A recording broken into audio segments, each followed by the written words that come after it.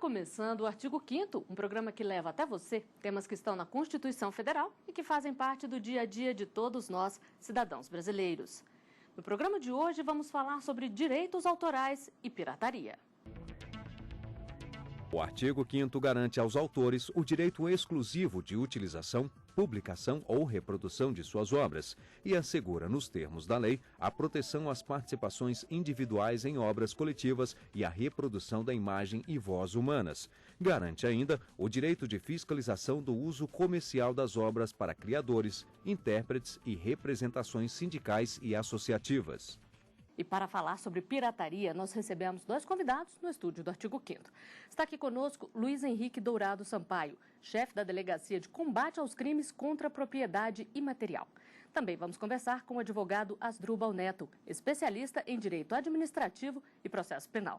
Sejam bem-vindos ao Artigo 5º. Delegado, gostaria que o senhor começasse falando para a gente. O simples fato de copiar um produto já é crime ou tem que envolver a comercialização dele? A própria lei, o artigo 184, num dos seus parágrafos, ele estabelece que a cópia para uso privado, ela não é crime, já literalmente. A questão da comercialização, ela é como se fosse uma qualificadora, né? Então, a comercialização transforma o crime em um crime mais grave. Então, a pena sobe para 2 a 4 anos. Mas quando a pessoa ela pode violar o direito autoral sem um fim lucrativo, sem a necessidade do comércio, como distribuir, copiar, fazer várias cópias de uma determinada obra, pode ser um livro, pode ser um CD, e distribuir como um brinde numa festa, né? Isso é crime? Isso é crime também. Então, não há necessidade da comercialização para se configurar crime. Porém, a cópia para o uso privado, né, para o uso individual, ela não é crime. Ela é um direito até do cidadão de fazer uso dessa conduta, né? Doutor Asdrubal, e que tipos de crimes estão envolvidos nessa comercialização e até nessa distribuição de produtos copiados? Bem, quando a gente fala em pirataria, né, se pensa muito em CDs, DVDs piratas, nesse tipo de crime, né, na cópia disso. Só que, na verdade, é uma situação muito maior, né? Pirataria é um conjunto de ações, né, que resultam em várias atividades criminosas, né? Uma delas é a violação do direito autoral, como o doutor colocou, prevista no artigo 184 do Código Penal. Lembrando que o artigo 184 é uma norma penal em branco, né? O que é isso? Ela depende de uma outra lei para dizer o que é a violação, né, e quais são os direitos autorais. E no Brasil essa lei ela está vigente desde 98, que é a Lei 9.009 e a 9.010. Né? A 9.009 que trata do software e a 9.010 dos outros direitos à propriedade imaterial. Eu tenho crimes correlatos, como contrabando, descaminho, a própria quadrilha, enfim, são situações que envolvem o tema pirataria. E quem nunca se deparou com ambulantes nas ruas vendendo CDs e DVDs falsificados? A cena é comum. Apesar das campanhas de conscientização pedindo que a população não compre produtos piratas e das ações de combate implementadas pelo governo, este é um crime que cresce a cada dia no país. O Brasil ocupa a 9ª posição no ranking mundial do mercado pirata de CDs e DVDs. De acordo com uma pesquisa do Instituto Brasileiro de Geografia e Estatística, os brasileiros compram quase metade das mídias de ambulantes. A pesquisa também mostra que quanto menor a renda da pessoa, maior a compra de produtos piratas. Eu compro primeiro porque é mais barato, segundo porque eu acho injusto o governo fazer com que isso seja crime, sendo que os DVDs originais são muito mais caros. Você vai comprar um CD na loja, é muito caro, é muito fora da lógica o preço. É muito diferente você comprar um DVD de R$2 e um de 40, o mesmo cantor, a mesma música. Desde 2004, o país conta com um Conselho Nacional de Combate à Pirataria. A ideia é usar 3 metodologias diferentes para combater o crime: a repressiva, a educativa e a econômica. Diversos órgãos, como a Polícia Federal, a Polícia Rodoviária e a Receita, são parceiros do Ministério da Justiça contra a falsificação. Alguns mecanismos foram criados para combater a pirataria, como o sistema de rastreamento de medicamentos e uma central telefônica para receber as denúncias da população.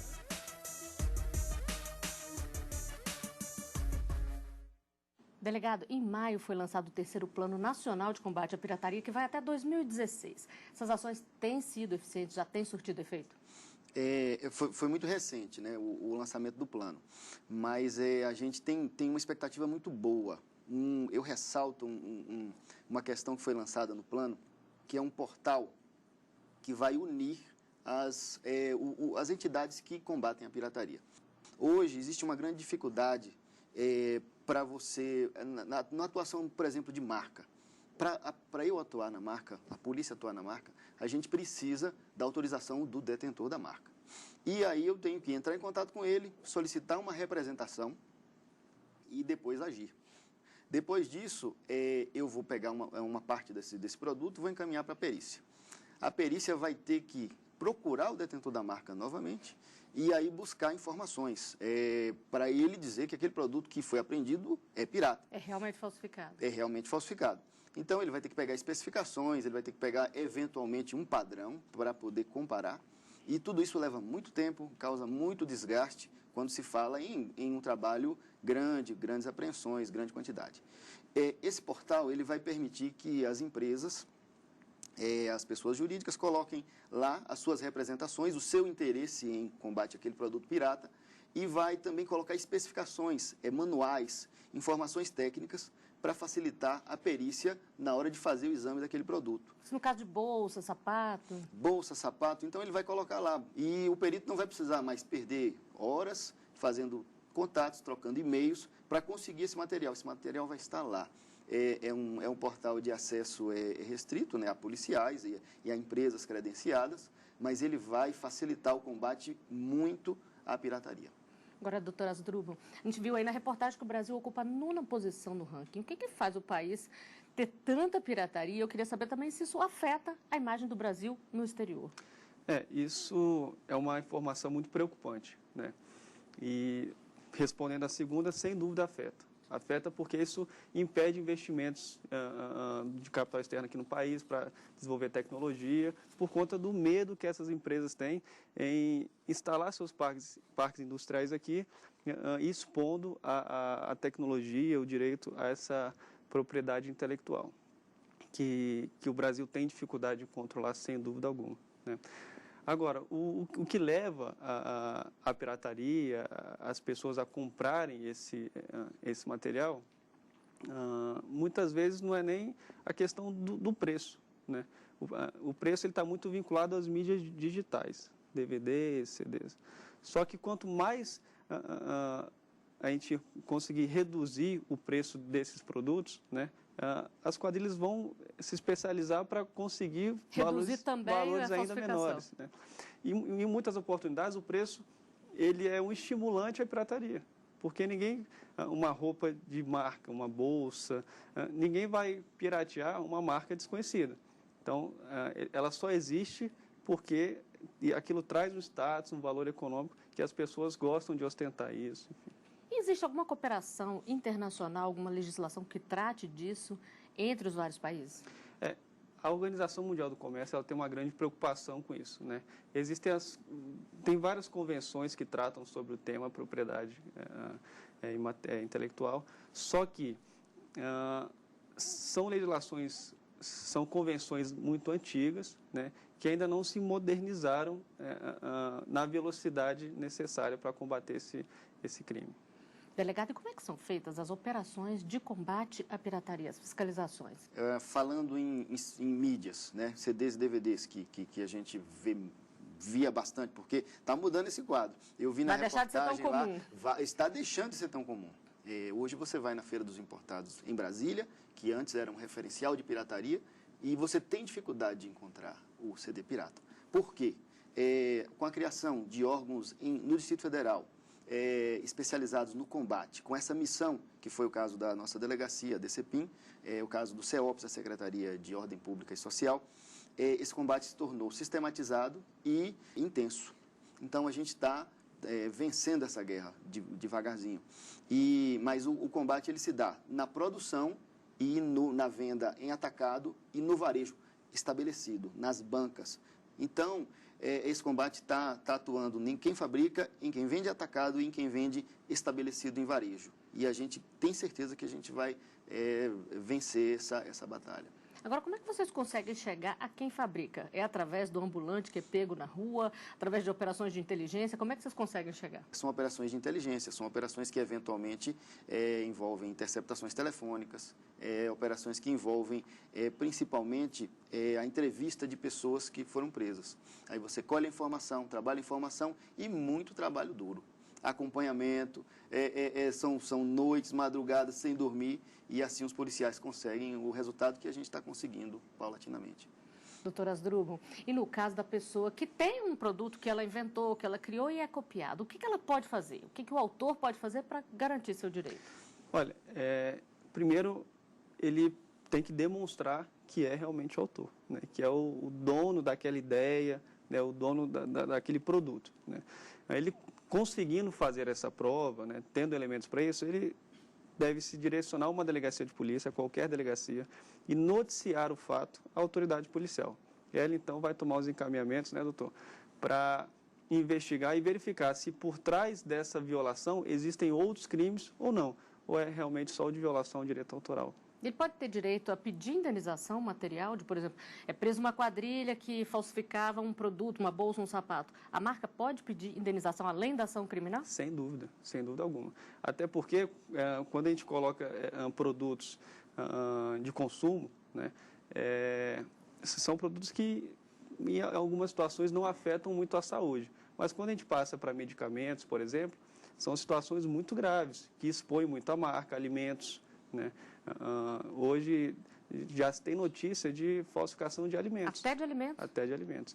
Então, são situações que expõem muito a marca e isso traz um dano empresarial de proporções muito grandes para a empresa. E ela tem direito, sim, a essa reparação. Complementando aqui a informação do doutor Asdrubal, bem pertinente, com relação aos crimes de pirataria, nós já prendemos aqui grandes quadrilhas e os detentores da marca, que foi no caso a PCM, a associação que reúne os produtores de vídeo e de som, eles participam como assistentes de acusação no processo. Então, eles, além da questão civil, as próprias empresas, às vezes, participam de grandes processos, grandes investigações que geram prisões de vulto, eles participam como assistente de acusação por interesse naquele caso específico. Nós vamos voltar a falar mais sobre isso no próximo bloco. O artigo 5º volta já. Estamos de volta com o artigo 5º. Hoje os nossos convidados são o advogado Asdrubal Neto, especialista em Direito Administrativo e Processo Penal, e o delegado Luiz Henrique Dourado Sampaio, chefe da Delegacia de Combate aos Crimes contra a Propriedade Imaterial. Eles conversam conosco sobre pirataria. E uma lei de 2003 alterou o Código Penal no que diz respeito à violação de direitos autorais. Além de aumentar a penalidade, a lei incluiu a transmissão de obra ao público com intuito de lucro direto ou indireto, sem autorização do autor, do intérprete, do produtor ou de seus representantes. Delegado, isso significa que uma pessoa que transmite uma música, um filme, ela pode ser punida se ela não tiver autorização? Realmente, sim. A lei especifica lá que alguns detalhes, né, que a pessoa pode escolher o filme, né, tem alguns detalhes. Mas se isso acontecer, inclusive um crime qualificado, é um crime que apresenta uma pena mais alta, né? A gente está enfrentando um problema hoje de furto de sinal, né, que é uma outra questão, mas é uma questão próxima a essa, que existe um grande debate... Furto de sinal de TVs a cabo, de transmissões? Isso se falando em transmissão via satélite. Uhum. E é hoje um grande debate porque tem uma decisão do STF dizendo que o furto do sinal, o sinal na atmosfera, ele não seria essa hipótese de crime. Mas aí se encontra outras maneiras de punir as pessoas que estão cometendo esse crime, como é o caso do uso do receptor, que não tem uma autorização da Anatel, ou então é um produto de contrabando. O poder público acha uma outra forma de reprimir uma conduta que está gerando danos para os detentores, né, daquela produção. Agora, doutor Asdrubal, também vale para festas particulares, eventos particulares, se a pessoa não tiver autorização ou estiver usando um sinal pirateado, ela também pode ser punida? Depende. né? Se esses eventos trouxerem lucro, né, foram com intento de lucro direto ou indireto, sem dúvida alguma, isso tipifica o artigo 184. Agora, a gente tem que ter a consciência que quando eu compro uma mídia digital, um DVD, um CD original, estou comprando para usar aquilo em momentos... da forma que você quiser. Em momentos particulares, né? Eu só não posso explorar comercialmente isso. Isso é até uma questão um pouco delicada, porque a própria legislação, ela autoriza a reprodução desse material, por exemplo, para fins didáticos, para reuniões familiares, né? Mas em outros pontos da legislação, se você fizer uma análise estrita, você consegue tipificar essas condutas. Então, é uma dificuldade, né, tanto para os defensores quanto para a polícia, né, que faz esse trabalho, de perceber qual é realmente a intenção, né, até porque não cabe a modalidade culposa, somente dolosa. Então, é necessário a autoridade policial e o Ministério Público, né, e o Judiciário conseguir captar o elemento subjetivo, né, qual foi a vontade que o autor teve em praticar aquele ato. Só para a gente entender aqui, se faz uma festa, se cobrar ingresso já está configurado. Com se certeza. não cobrar ingresso, tem que pagar os direitos autorais das músicas exibidas ou não? Depende, porque algumas festas eu não cobro ingresso, mas são festas promocionais. Então, se uma empresa faz uma festa para receber os seus clientes, ela tem o intuito de lucro indireto com essa festa, né? Ainda que ela não cobre, então por isso que a gente precisa ir lá onde surgiu a intenção de divulgar o material, a música, o vídeo, enfim. E nas ruas as pessoas falam sobre pirataria. A equipe do Artigo 5º foi conferir as opiniões. Com certeza a compra de pirata por causa do preço. Porque você comprar um CD na rua e comprar na loja é uma diferença enorme. Se não baixar os preços, vai ficar muito difícil a gente ter cultura, acessibilidade a livros bons, a CDs bons, a músicos bons. Eu respeito, né? Praticamente eu compro quase todos os meus originais, né? Mas muita gente não faz o mesmo, né? Eu não acho certo comprar pirata, né? Que a partir do momento que você está comercializando, você está roubando alguém, né?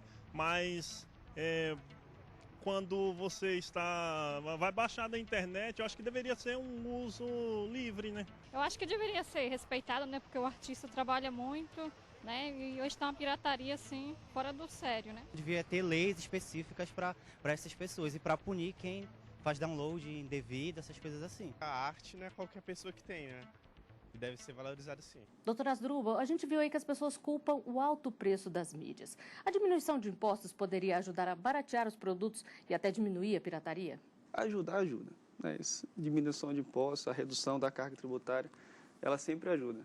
Mas, volto a repetir, a questão do preço não é uma preocupação, né?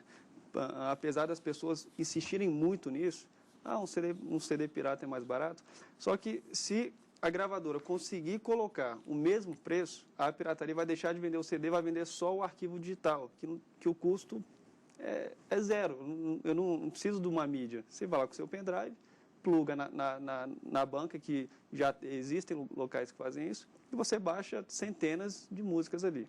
E a questão do preço também é muito relativa.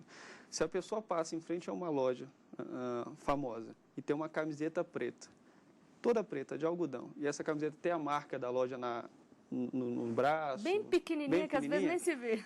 E custa R$200 a camiseta. Ela vai na loja ao lado, com o mesmo produto, a mesma qualidade, só que sem a marca, custa R$20.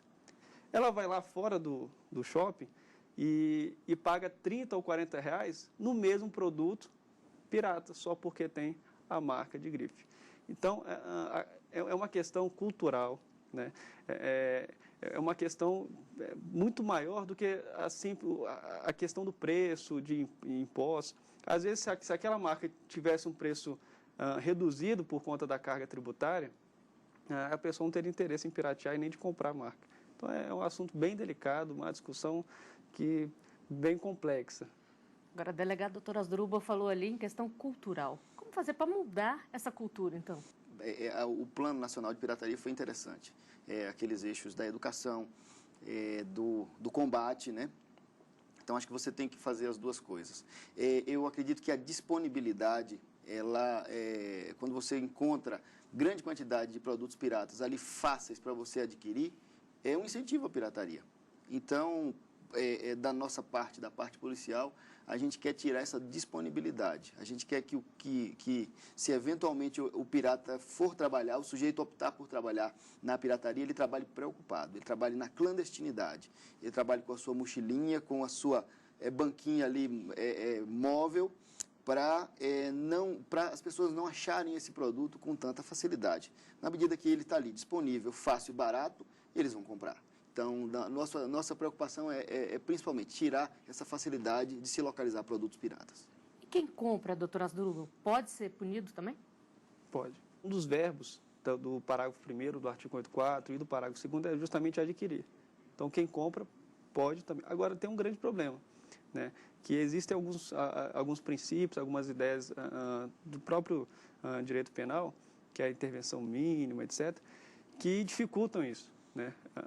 Porque acaba entrando na questão da insignificância. Um CD, vou processar, mover toda a máquina estatal, toda a persecução criminal para alcançar esse bem que hoje, até pela matéria que nós acabamos de ver, a reprovabilidade social ela não é tão forte, então isso cria uma dificuldade, sim. Agora, delegado, as pessoas têm a consciência de que, ao comprar um produto falsificado, elas estão financiando outro tipo de crime muito mais grave? A gente viu ali pelas entrevistas que algumas pessoas têm, né? E aí você tem que trabalhar exatamente essa conscientização. Eu costumo falar que a pirataria, ela cria condições para que outros crimes aconteçam. Então, no momento que você tem uma feira, onde você tem a pirataria correndo livre, né? Aí pirataria de mídias, nessa pirataria mais comum, de bolsas e tal, você cria o ambiente para que ali, daqui a pouco, o sujeito se ache tão à vontade que ele começa a vender o remédio pirata. A gente não sabe mais esses remédios que circulam no mercado clandestino, os anabolizantes, estimulantes sexuais, aqueles remédios para emagrecer, 90%, quase a totalidade deles são falsos, são piratas. São produtos que vêm da Ásia e entram pelo Paraguai, pelas nossas fronteiras, pelo Paraguai ou pela nossa fronteira norte, e chegam aqui e são vendidos clandestinamente. São, na sua ampla maioria, produtos falsos. E a pirataria cria esse ambiente, né? E você cria rotas, né? Por onde passa o produto pirata, né? Às vezes você vê a bolsa que vem em container e tal, vem em caminhões. Por ali, rotineiramente, você encontra a droga e a arma e a munição. Então, ela cria o ambiente, as condições, as rotas para que outros produtos, para que outras modalidades de crime se desenvolvam. Então, não é exagero dizer que a pirataria está ligada também ao chamado crime organizado? A pirataria é um exemplo claro de crime organizado. A pirataria de mídia, ela é uma pirataria pulverizada. Você não tem grande organização no Distrito Federal. Mas a pirataria de bolsas, de artigos de óculos, de artigos de moda, ela é altamente organizada. Ela envolve, muitas vezes, pessoas de origem chinesa, e isso aí tem a hierarquia, né, que o que caracteriza o crime organizado é a hierarquia, divisão de tarefas e a corrupção de entes públicos. E isso acontece, infelizmente. Agora, doutor Asdrubal, um outro entrevistado falou em baixar material livremente da internet. Isso pode ou também não? Se o material estiver disponível na internet e o autor autorizar, não há qualquer problema, né? O crime de violação de direito autoral, ele depende, como o doutor bem colocou, da representação, né? Então, você baixar esses arquivos da internet, se autorizado pelo autor... Mas se não for autorizado... Não, aí não. Porque muitas vezes eles descobrem mecanismos de quebrar um sistema de proteção que existe em DVDs e até em livros agora. Não autorizado se enquadra da mesma maneira que outras espécies de pirataria. Por exemplo, agora está muito comum o livro digital. Uma pessoa que compra um livro para ler pelo equipamento dela, ela pode repassar para outro ou também não? Se a política da empresa não permitir a transmissão desse material, certamente não. né? Eu só posso repassar esse material a outra pessoa se a política de comercialização, se a empresa, se o autor, né, permite isso. Agora, a gente volta àquela questão, para fins didáticos, acadêmicos, citação em trabalhos científicos, a lei permite. Desde que citada a fonte. Sempre, desde que citada a fonte. O senhor falou em trabalhos científicos. Delegado, a pessoa copiar o trecho de uma pesquisa, de um trabalho científico, também é crime, né? Nós estamos com um caso desses lá na nossa unidade. Nós estamos avaliando com muito cuidado para ver se houve uma violação de direito autoral. Mas ela, em tese, é possível sim. E nós vamos ter que fazer uma investigação bastante apurada para saber se a ideia, o projeto, aquela criação foi de fato copiada e utilizada e às vezes até assumida por aquela pessoa. Então, mas em tese é possível, com certeza. Bom, só para a gente encerrar aqui, eu gostaria que vocês dessem dica rapidamente para o consumidor. Além de evitar comprar, pode denunciar, doutora Asdrubal? Deve. Eu acho que é um dever de cidadão. Você deve denunciar, né? Deve informar a Polícia Civil, a própria Polícia Militar, porque a polícia precisa da ajuda da sociedade, né? O doutor sabe disso, né? Que a polícia, na verdade, é um instrumento da sociedade. Então, a gente precisa denunciar, precisa ajudar essas instituições a combater a pirataria. Delegado. Você me perguntou lá no início da entrevista como as investigações eram feitas. Basicamente, a nossa investigação ela é fruto da denúncia anônima. Nós recebemos, por semana, entre 5 a 10 denúncias anônimas. Todas são apuradas e quase todas levam a uma prisão, a localização de material pirata. Então, a denúncia é muito importante para a gente pede à população que continue colaborando e o interessante é que quanto mais a gente prende, quanto mais a gente divulga o trabalho, mais denúncias aparecem, porque a confiança da população aumenta na polícia.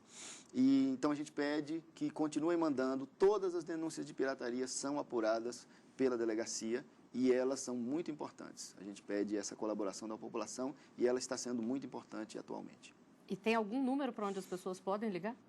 Claro, é o número 197, né, que garante total sigilo para as pessoas que denunciam e essas denúncias são processadas e todas são avaliadas pela DCPIM. Com essa dica, nós chegamos ao final de mais um Artigo 5º.